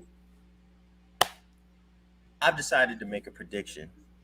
Bold as it may be, in my prediction, Gichigari will be the fastest battle rapper in history to chisel his face on Mount Rushmore. Consistency, high-level performances, bringing the best out of his opponents. Who has done it that good, that fast? I dare you to name me one person. It was good. It was really good. Yo, who discovered Gichigari? For the big leagues and stuff. I believe it was Lush One, no? Lush One. Lush One was the first one to bring him to where? King of the Dot? Yeah, Lush put together the Geechi versus Saint battle. Right. So Lush brought him over. All right. He was extra hype about both of them. Yo, Lush be discovering mad talent. Lush got a crazy list of people. He discovered Saint, right? Yeah, I think so. he We're gonna discovered have to Saint. clarify this with Lush. I think he brought. I think he discovered Saint and brought him to Boston. Yo, are you talking about Clarity Golden? Are you talking about Deacon Frost or Miguel Diablo? And are they the same person? Lush and Norb's both super scouts, low key. I agree, but the best scout of all time, baby. Yeah, you discovered Pat Stay. You discovered Pat Stay. Actually, Reed Israel Jones discovered Pat Stay and put him on the Elements League, but Right. I'm the one who told Pat Stay that he should go to King of the Dot. Him and Hollow Hand. He's the one who told me that Hollow Hand was on the run, but he was like, "Yo, there's one guy better than me from Nova Scotia, but you have to find him." And I found him, and I told both of them they should go to King of the Dot. So yeah, that's true. But yeah. So you, yeah, direct. You and Lush, definitely. You guys have discovered like some crazy talent, bro. Geechi said on No Jumper that him versus Daylight was originally booked for King of the Dot's Blackout LA event before the pandemic bodied everything. Wow. Big Al Big said, Direct, who look, Direct, who is your pride and joy talent discovery? I think let me put it to you like this. If I were to go on TV and they said, Direct, name who's one person that you discovered that blah blah blah, I'd probably say Conceited due to the amount of success that he's had just in and outside of battle rap. You know what I mean? He's a legit celebrity, and being a part of putting him on, that was and like literally like helping usher his career alongside Jay Fox was like huge. But man, it's so many people. Hollow, I'll say personally, I just like the journey with Hollow was crazy because I saw story goes I saw Hollow battle on 106 in Park. He was battling this girl named Jaha. I actually thought Jaha won. I was sitting there with my boy Jay Woods. They voted for Hollow. Hollow went on to become a 106 in Park champion. So you got to know this shit is like 2006. My boy Jaha was like, "Yo, you bugging? You got to find that dude Hollow online. He's crazy. He's crazy." So I went to Hollow's MySpace page, found videos of him rapping outside in the parking lot, freestyling, and he literally was spitting the craziest freestyles I ever heard in my life. I had to hit him up, and from that day on, me and Hollow formed a friendship. And I remember the night that Mook battled Young Hot and Enes battled my son. Me and Hollow were trying to find a way to get him on there. We couldn't do that. He battled in Fight Club versus a dude named Johnny Cash, who y'all might know as Ghetto Ghost. That another dude I wish came back to battle rap. They had an amazing battle. Fight Club never dropped it. And me and Hollow were just trying to find a way to get him on. And I said, yo, man, like, I got this thing called Grind Time. He agreed to be the main event for like the first 4 events. And yeah, the rest was history. So I think the journey I took alongside Hollow and seeing how far Hollow came was probably one of my favorites. And I always wanted Hollow versus Conceited to happen. That's the ship on that probably sailed a long time ago. But I was the one who brought Nems back. A word? Oh, you mean for Head Ice? Yeah, I was the one. I flew out to Coney. I went right to the hood and had chopped it up with him and did the business. Hardcore. Bing bong. Yo, who's the face of battle rap right now? Surfer Geechi, hardcore flavor with the $5 question. Gichigari. Who found rum? Well, Lush? I'm gonna tell you. There was a dude named Keith. Salute to Keith. He's still out and about doing his thing. He got a battle rap show based out of LA, or a radio show based out of LA. But Keith was in Arizona, and he got in contact with me and Lush, and I got the tapes. I got Rum Nitty's masters. He was doing like these little battles over a pool table, like Fight Club in Arizona, and he had Rum Nitty. But he had Rum Nitty battling all type of crazy people, and Lush ended up. I went out there, but I think Lush went out there first. Lush flew out there and just like watched all his talent, and Rum Nitty was just in there, just hungry, like You know what I'm saying? Back against the wall, hungry, trying to find a way to get on. And Lush saw him and was like, yo, that dude is special. So, you know, he got him over. KOTD. He put together that crazy Danny Myers and Rum Nitty battle and kind of ushered Rum Nitty's career all the way to when he battled Arsenal. And after that, it was you know, it was over from there. But I'll never forget, man. Rum Nitty's my boy, man. Like me, him, and KG the Poet, man. We were in downtown Arizona, man. But before Rum Nitty really got on, when KG was doing his thing in grind time, and just chilling with him and seeing how far he's come, I'm really proud of that dude. And also Rum Nitty, and just chilling with him and seeing how far he's come. Come on, son. Sorry. Come on, son. Come on, son. I know I'm hot, but I'm hot like that. I'm hot. You got the audio playing over the audio, B. That's what we doing right now. Now you got me forgetting my Rum Nitty Classico story, you know what I'm saying, from 99 years ago. I forgot what I was going to say, but basically the nigga was a walking punchline and we all knew. So, and then Lush had him battle Arsenal, and then that was the end of the end. And it is now 152. It's 7:54 p.m. We have been going for 1 hour, 52 minutes, and 30 seconds. I told Bishop I will never do this show for longer than an hour, but it took us an hour and 45 minutes to go into the Oculus Gichigari versus Mike P zone. So, with that being said, I have to go. My last question. Who does Mike P battle next? Whoever he can say what your wife like to. What, I don't know. We got to think about it. You know what I'm saying? But whoever he can say what Do your you wife think like he to. deserves 3 rounds? No, never mind. Man, listen. Every Wednesday, we here. We live in the building. Bishop Brigante, my co-defendant, Drect. Follow us on the socials right here. You know what I'm saying? Leave a comment on the actual video. And, yeah, we'll see you next week, man. Next Yo, week. know the ledge. Classic. There you go. If you know, you know. Yeah. So, yo, that's it, man. We out of here, man. It was you know what I mean? It was a dope week for battle rap, and we'll see what's going on next week. We got a couple of things to talk about. Next week, we got a couple of things to talk about. We'll be back next week. Appreciate y'all. All right, appreciate it. Peace, y'all.